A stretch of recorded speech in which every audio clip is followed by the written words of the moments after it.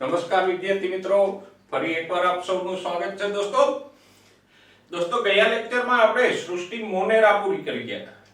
જરા ફરી એકવાર મોનેરા ઉપર નજર કરી લઈએ જેથી કરીને ફટાફટ એ રિવિઝન થઈ જાય. જુઓ, સૃષ્ટિ મોનેરામાં વિટેકરે કોનો સમાવેશ કર્યો હતો? તો કે એક તો આર્કીબેક્ટેરિયા અને બીજો ભાગ પડ્યો તો યુબેક્ટેરિયા. આર્કીબેક્ટેરિયાના લક્ષણોની વાત કરીએ તો જો આર્કીબેક્ટેરિયા છે એ સૌથી પ્રાચીન કે આદ્ય સજીવો છે અને પૃથ્વી ઉપર ઉદ્ભવેલા સૌથી પહેલા સજીવો મનાય છે. એનું નિવાસ સ્થાન તો કે કળણભૂમિ એટલે કે કાદવ જેવી ભૂમિ, અતિશય ક્ષારયુક્ત વિસ્તારો, ગરમ પાણીના ઝરાઓ, ઊંડા સમુદ્રના તળિયે એવા પ્રતિકૂળ નિવાસ સ્થાનોમાં પણ આર્કીબેક્ટેરિયાઓ વસે છે. કોષ દિવાલની વાત કરીએ તો આર્કીબેક્ટેરિયા છે એ મુખ્યત્વે કોષ દિવાલની રચનામાં બાકીના બેક્ટેરિયાઓથી અલગ પડે છે. જેમ કે આર્કીબેક્ટેરિયાની કોષ દિવાલ પેપ્ટિડોગ્લાયકેન નામનો પદાર્થ ધરાવતી નથી. પોષણ તો કે મોટાભાગે આર્કીબેક્ટેરિયાઓ છે એ સ્વયંપોષી હોય છે. આર્કીબેક્ટેરિયાના આપણે 3 જૂથ પાડ્યા. મિથેનોજન્સ કે જે સામાન્ય રીતે ઘાસ ખાનારા પ્રાણીઓના પ્રથમ આમાશયમાં હોય અને એ બાયોગેસ એટલે કે મિથેનના ઉત્પાદન માટે જવાબદાર છે. બીજું જૂથ પાડ્યું હતું હેલોફિલ્સ કે જે અતિશય ક્ષારવાળા વિસ્તારમાં મળી આવે અને ત્રીજું જૂથ પાડ્યું હતું થર્મોએસિડોફિલ્સ કે જે ઊંચું તાપમાન અને એસિડિક પાણીમાં મળી આવે છે. તો આપણે આર્કીબેક્ટેરિયાની વાત કરી. એના પછી વિટેકરે સૃષ્ટિ મોનેરાનું બીજું જૂથ પાડ્યું હતું યુબેક્ટેરિયાઓ એટલે કે સત્ય બેક્ટેરિયાઓ. યુબેક્ટેરિયાના વિટેકરે 2 જૂથ પાડ્યા હતા, બેક્ટેરિયા અને નીલહરિત લીલ. યુબેક્ટેરિયાનું પહેલું જૂથ બેક્ટેરિયાની વાત કરીએ દોસ્તો તો બેક્ટેરિયાઓ છે એ આપણી આસપાસ સાર્વત્રિક સ્થાનોમાં વિપુલ પ્રમાણમાં મળી આવે છે.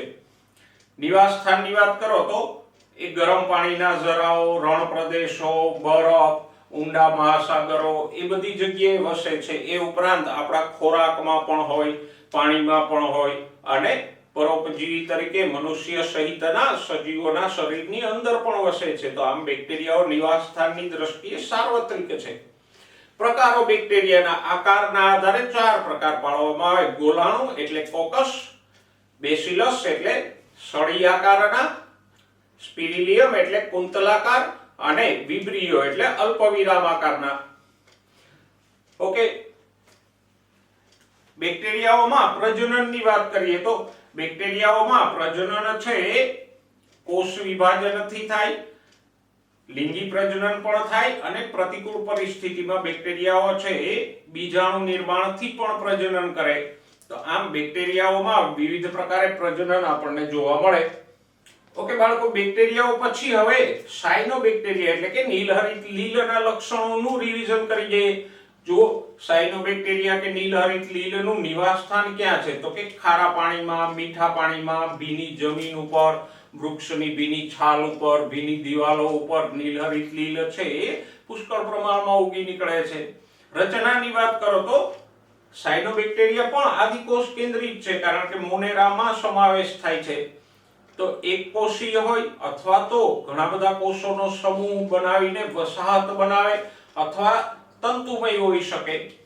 તો આમ એક કોષીય, વસાહતી કે તંતુમય સ્વરૂપના છે. પોષણ તો કે નીલહરિત લીલ છે એ પ્રકાશ સંશ્લેષી છે અને ઉચ્ચ કક્ષાની વનસ્પતિ જેવું જ ક્લોરોફિલ એ અને વાદળી રંગનું ફાઇકોસાયનિન નામનું રંજક દ્રવ્ય ધરાવે છે અને આ રંજક દ્રવ્યોની મદદથી એ પ્રકાશ સંશ્લેષણ કરી પોતાનો ખોરાક જાતે બનાવે છે.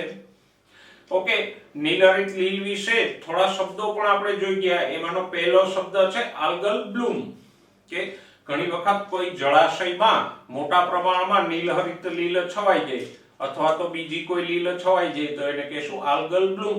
બીજો શબ્દ એના સંબંધિત જોઈએ તો રેડ સી. ટ્રાઇકોડેસ્મિયમ નામની નીલહરિત લીલની વસ્તી વધે તો સમુદ્રનું પાણી છે એ લાલ થઈ જાય, એને કહેશું રેડ સી.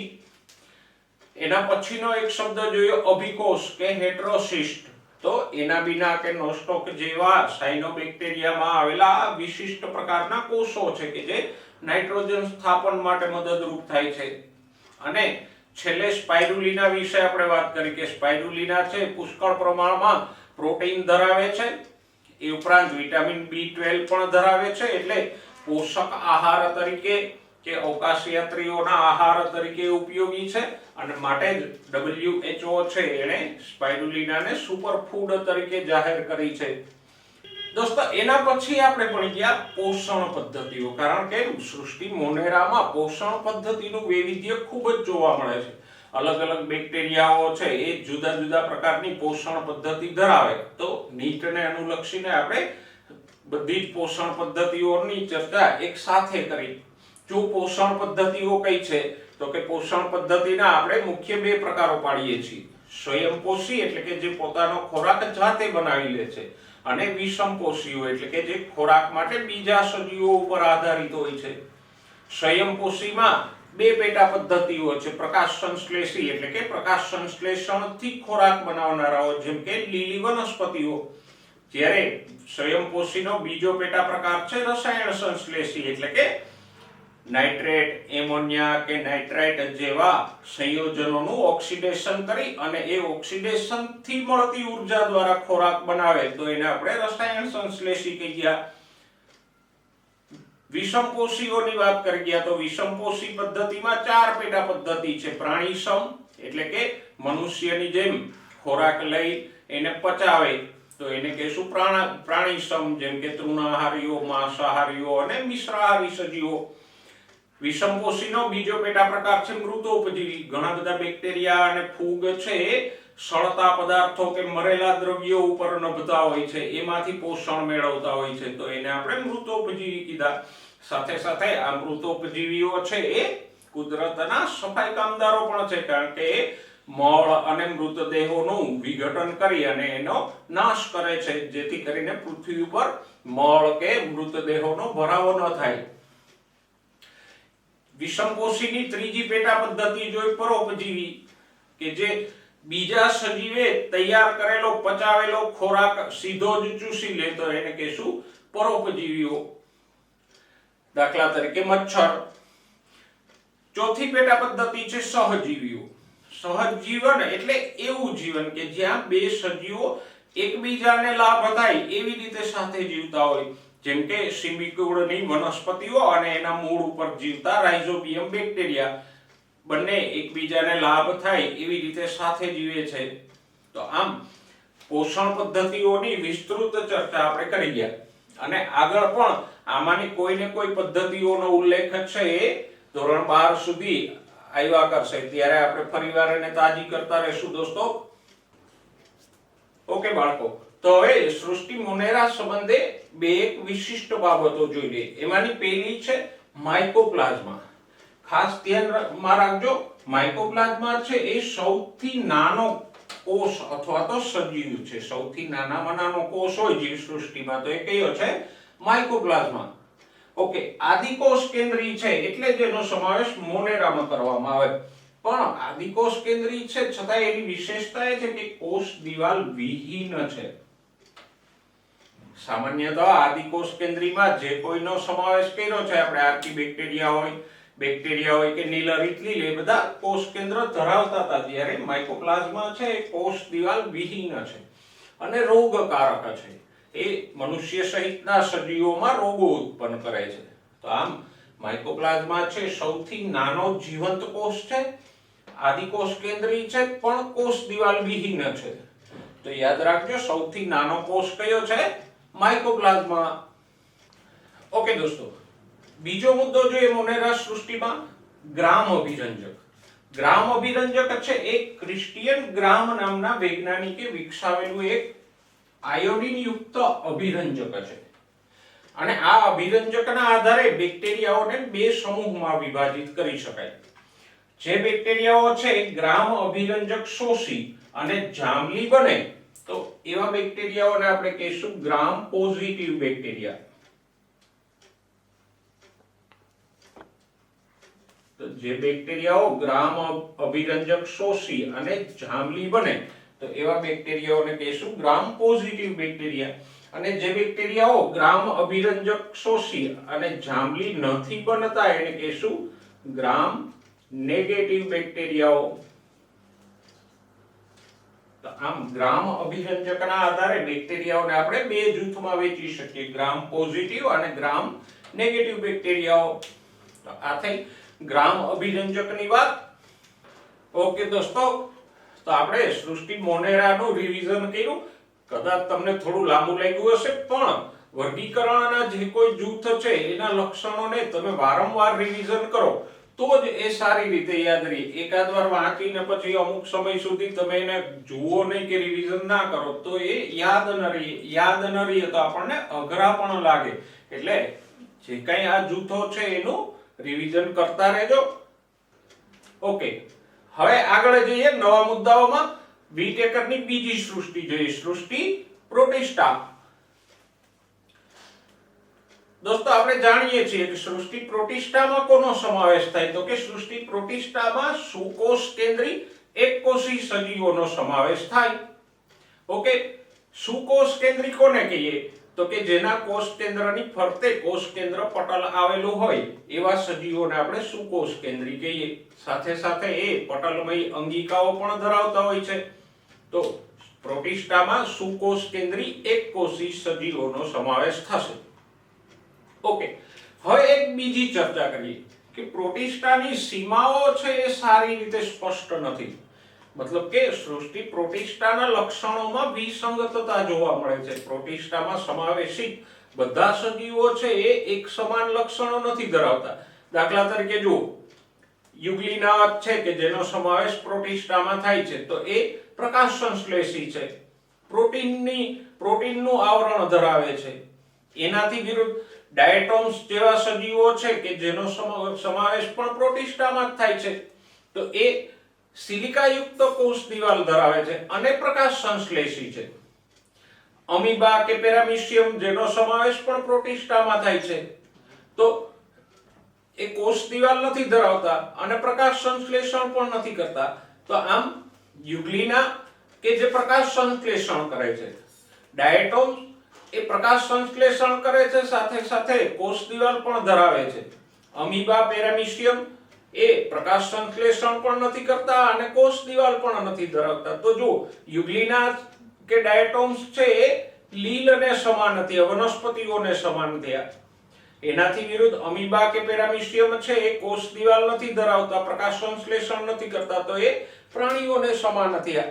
તો આમ સૃષ્ટિ પ્રોટિસ્ટામાં સમાવેશિત સજીવો છે એ બધાના લક્ષણો સમાન નથી અને એટલે જ આપણે કહી શકીએ કે વિટેકરની આ એક સૃષ્ટિ એવી છે કે જેની સીમાઓ કે લક્ષણો સારી રીતે સ્પષ્ટ નથી. પ્રોટિસ્ટામાં એકમાત્ર સામાન્ય લક્ષણ છે સુકોષ કેન્દ્રી એકકોષી છે બધા. બાકી બધાની કોષ દિવાલ, પોષણ પદ્ધતિ એ બધામાં વૈવિધ્ય જોવા મળે છે. ઓકે, હવે પ્રોટિસ્ટાના નિવાસ સ્થાનની વાત કરીએ દોસ્તો. તો પ્રોટિસ્ટાઓ છે એ જલજ છે. પ્રોટિસ્ટા સૃષ્ટિના બધા સજીવો છે એ પાણીમાં જ રહે છે. આ અમુક સજીવો છે એ પરોપજીવી છે ખરા. ઓકે, રચનાની વાત કરીએ તો આપણે રચના તો શરૂઆતમાં જ વાત કરી કે સૃષ્ટિ પ્રોટિસ્ટામાં કોનો સમાવેશ થાય? તો કે સુકોષ કેન્દ્રી એકકોષી. સુકોષ કેન્દ્રી છે માટે સ્પષ્ટ કોષ કેન્દ્ર ધરાવતા હશે. સ્પષ્ટ કોષ કેન્દ્ર એટલે કોષ કેન્દ્ર પટલયુક્ત કોષ કેન્દ્ર ધરાવતો હોય અને બેવડા પટલવાળી અંગિકાઓ ધરાવે છે. ઘણા સજીવો છે પ્રોટિસ્ટાના એ કશા કે પક્ષમો પણ ધરાવે છે, જેમ કે પેરામીશિયમ છે પક્ષમો ધરાવે છે, યુગ્લિના કશાઓ ધરાવે છે. તો આમ રચના છે એ સરળ છે, એકકોષી સજીવો છે માટે.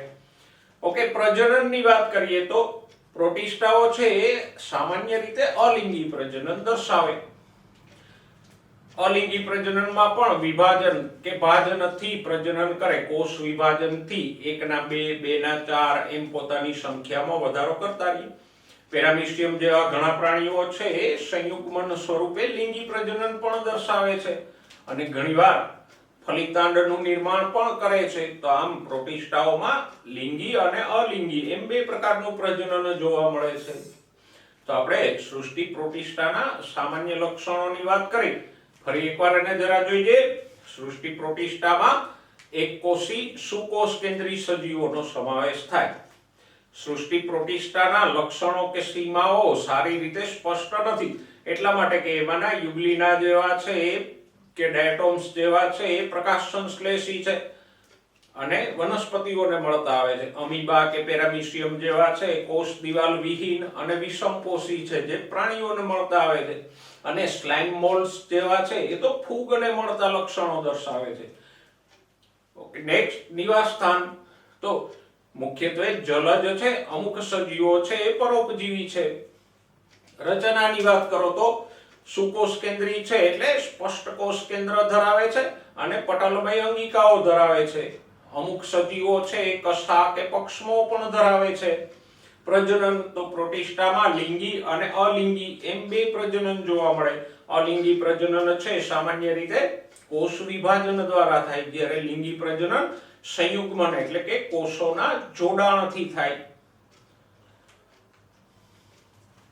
ઓકે, હવે વિટેકરે સૃષ્ટિ પ્રોટિસ્ટાને 5 ભાગોમાં વિભાજિત કરી. આ 5 ભાગો કે જૂથો કયા છે? તો કે ક્રાઇસોફાઇટ્સ, ડાયનોફ્લેજેલેટ્સ, યુગ્લિનોઇડ, સ્લાઇમ મોલ્ડ્સ અને પ્રોટોઝોઅન્સ. તો વિટેકરે સૃષ્ટિ પ્રોટિસ્ટાને કયા 5 જૂથોમાં વિભાજિત કરી? તો કે સૌથી પહેલું જૂથ ક્રાઇસોફાઇટ્સ, બીજું જૂથ છે ડાયનોફ્લેજેલેટ્સ, ત્રીજું જૂથ યુગ્લિનોઇડ્સ, ચોથું જૂથ સ્લાઇમ મોલ્ડ્સ અને પાંચમું જૂથ પ્રોટોઝોઅન્સ કે પ્રજીવો. આ પાંચેય ભાગોના લક્ષણો આપણે વારાફરતી જોઈએ. એમાં શરૂઆત કરીએ પહેલું જૂથ ક્રાઇસોફાઇટા. ઓકે દોસ્તો, તો ક્રાઇસોફાઇટ્સમાં કોનો સમાવેશ થાય? તો કે ક્રાઇસોફાઇટ્સમાં ડાયટોમ્સ અને ડેસ્મિડ્સ તરીકે ઓળખાતા એક કોષી સજીવોનો સમાવેશ થાય. અને ડેસ્મિડ્સને ગોલ્ડન આલ્ગી કે સોનેરી લીલ પણ કહેવામાં આવે, કારણ કે માઇક્રોસ્કોપ નીચે જુઓ તો એ સોનેરી જેવા દેખાય. અને જ્યાં ડેસ્મિડ્સની વસ્તી વધારે હોય તો એ પાણી પણ આપણને સોનેરી ઝાંય પડતું દેખાય, માટે ડેસ્મિડ્સને ગોલ્ડન આલ્ગી કે સોનેરી લીલ પણ કહેવાય. તો ક્રાઇસોફાઇટ્સમાં સમાવેશિત સજીવો છે એ બે છે, કયા? ડાયટોમ્સ અને ડેસ્મિડ્સ. નિવાસસ્થાનની વાત કરીએ તો ડાયટોમ્સ કે ડેસ્મિડ્સ છે એ મીઠા પાણીમાં અને ખારા પાણીમાં બંનેમાં જોવા મળતા નિષ્ક્રિય તરતા પ્લવકો છે. હવે નિષ્ક્રિય તરતા એટલે શું?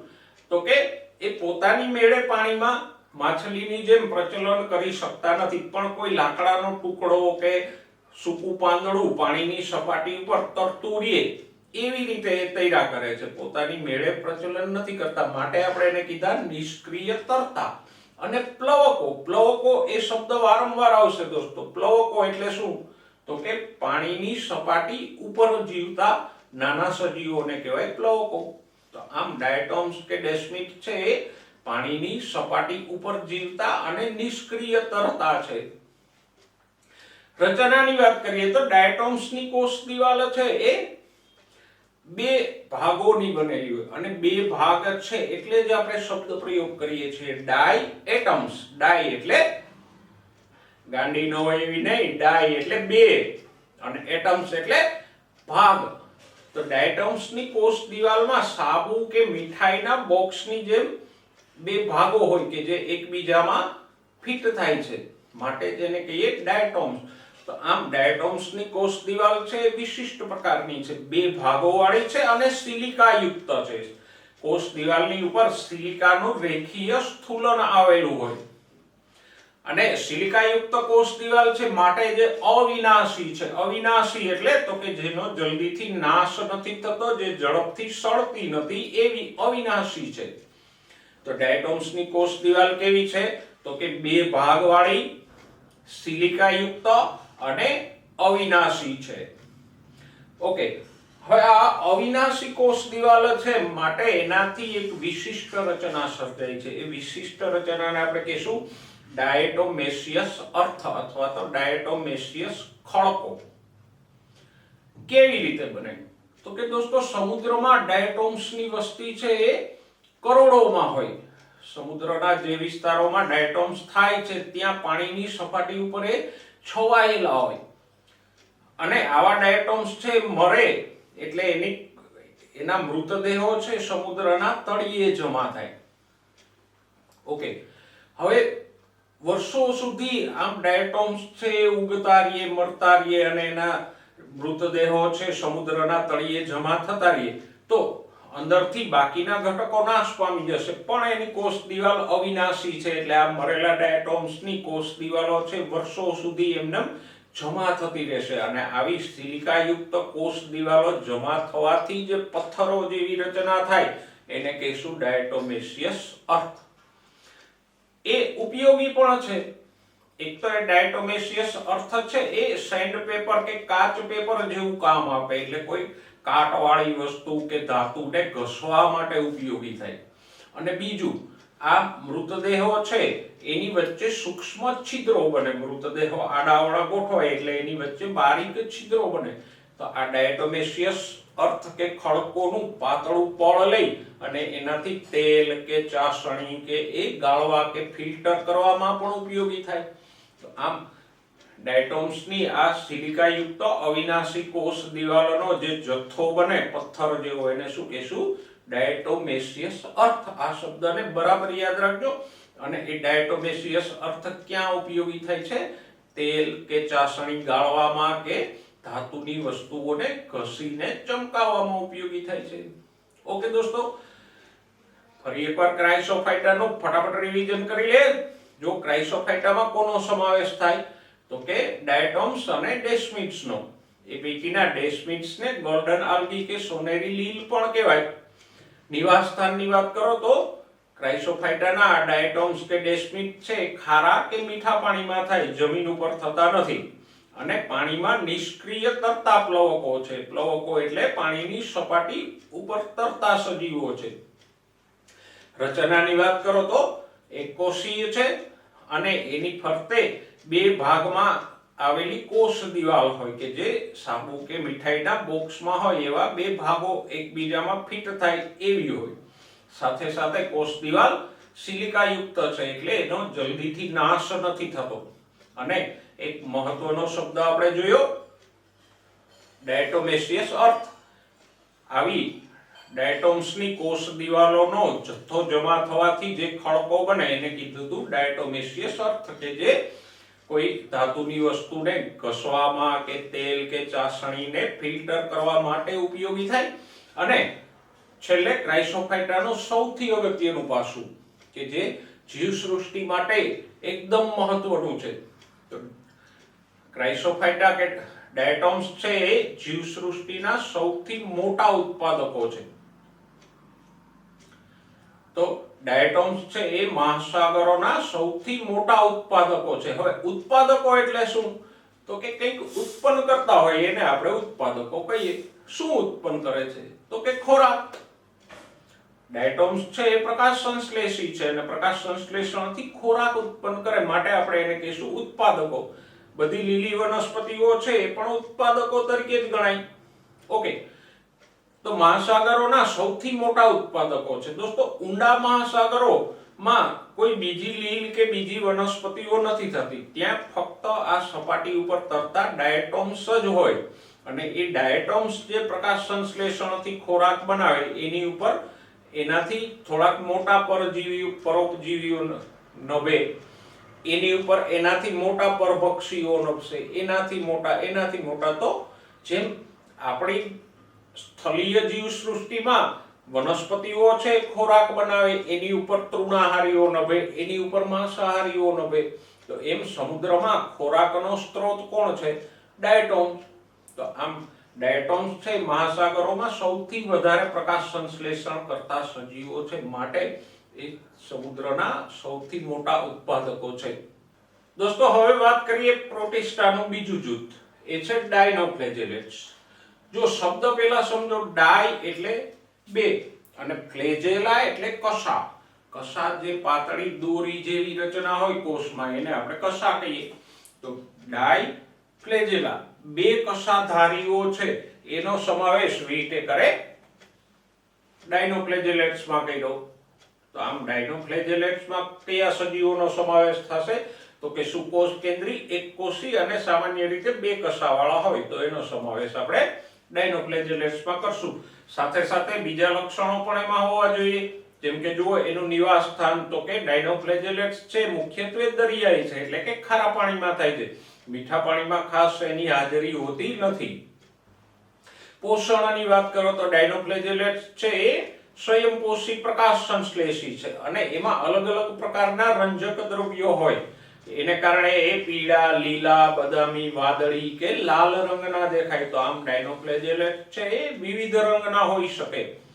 ઓકે, રચના તો કે ખાસ યાદ રાખજો દોસ્તો, એની કોષ દિવાલ છે એ સેલ્યુલોઝની હોય પણ સેલ્યુલોઝની તકતીઓથી બનેલી હોય. જો આકૃતિમાં આપણે જોઈ શકીએ કે એમાં સેલ્યુલોઝની આમ નાની નાની તકતીઓ જોડાઈને કોષ દિવાલ બને છે. તો અહીંયા કોષ દિવાલ સેલ્યુલોઝની છે ખરી પણ સેલ્યુલોઝની તકતીઓથી બનેલી છે. ઓકે, એમાંના ઘણા છે એ બે કશાઓ ધરાવે છે અને માટે જ આપણે એને ડાયનોફ્લેજેલેટ્સ કહીએ છીએ. ઓકે, બેમાંની એક કશા છે એ આકૃતિમાં દર્શાવ્યા પ્રમાણે સીધી હોય છે, જ્યારે બીજી કશા છે એ તકતીઓની ખાંચમાં પથરાયેલી હોય. તો આમ બે કશાધારી છે માટે જ આપણે એને કહીશું ડાયનોફ્લેજેલેટ્સ. ઓકે, હવે જેમ ડાયટોમ્સમાં આપણે ડાયટોમેસિયસ અર્થ એવો શબ્દ જોયો તો એમ ડાયનોફ્લેજેલેટ્સ માટે પણ એક વિશિષ્ટ શબ્દ છે રેડ ટાઇડ. ટાઇડ એટલે આમ તો દરિયાની ભરતી એવો અર્થ થાય, પણ સમુદ્રનું પાણી છે લાલ થઈ જાય એને કહીશું રેડ ટાઇડ. ગોનિયાલેક્સ જેવા ડાયનોફ્લેજેલેટ્સની વસ્તી વધે તો એટલો વિસ્તાર સમુદ્રનો લાલ થઈ જાય એને કહીશું રેડ ટાઇડ.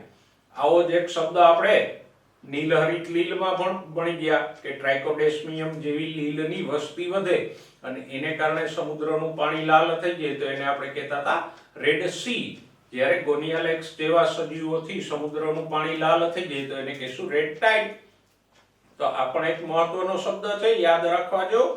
ઓકે, હવે આ ગોનિયાલેક્સ દ્વારા એક ઝેરી પદાર્થ પણ મુક્ત થાય અને એ આજુબાજુના વિસ્તારમાં માછલીઓને મારી પણ નાખે છે. તો આમ આ રેડ ટાઇડ છે એ બીજા સજીવો માટે નુકસાનકારક પણ સાબિત થાય છે.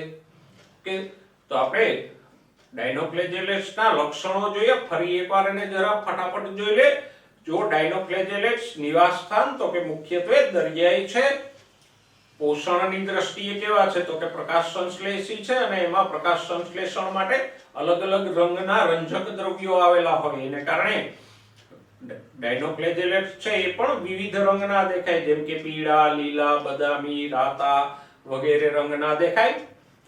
ખાસ કોષ દિવાલ કેવી છે તો કે સેલ્યુલોઝની તકતીઓથી બનેલી છે અને બીજું બે કશાઓ ધરાવે છે એટલે જ આપણે એને ડાયનોફ્લેજેલેટ્સ કીધા. બે પૈકીની એક કશા છે એ સીધી હોય અને બીજી તકતીઓની ખાંચમાં આવેલી હોય. અને ડાયનોફ્લેજેલેટ્સમાં એક વિશિષ્ટ શબ્દ કયો આપણે જોયો રેડ ટાઇડ.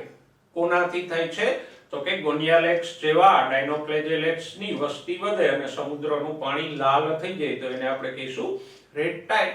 અને આ રેડ ટાઇડ છે એ આમ બાકીના સજીવો માટે નુકસાનકારક પણ છે. ઓકે દોસ્તો, તો આજે આપણે સૃષ્ટિ પ્રોટિસ્ટાના સામાન્ય લક્ષણો અને એના બે જૂથ ક્રાઇસોફાઇટા અને ડાયનોફ્લેજેલેટ્સના સામાન્ય લક્ષણોની ચર્ચા કરી. આ લક્ષણો છે એનું વારંવાર રિવિઝન કરતા રહેજો જેથી કરીને તમને સરળતાથી યાદ રહે. નેક્સ્ટ લેક્ચરમાં સૃષ્ટિ પ્રોટિસ્ટાના બાકીના ત્રણ જૂથ યુગ્લિનોઇડ્સ, સ્લાઇમ મોલ્ડ્સ અને પ્રોટોઝોઅન્સના લક્ષણોની ચર્ચા કરશું. ત્યાં સુધી સ્વસ્થ રહો, મસ્ત રહો અને ભણવામાં વ્યસ્ત રહો.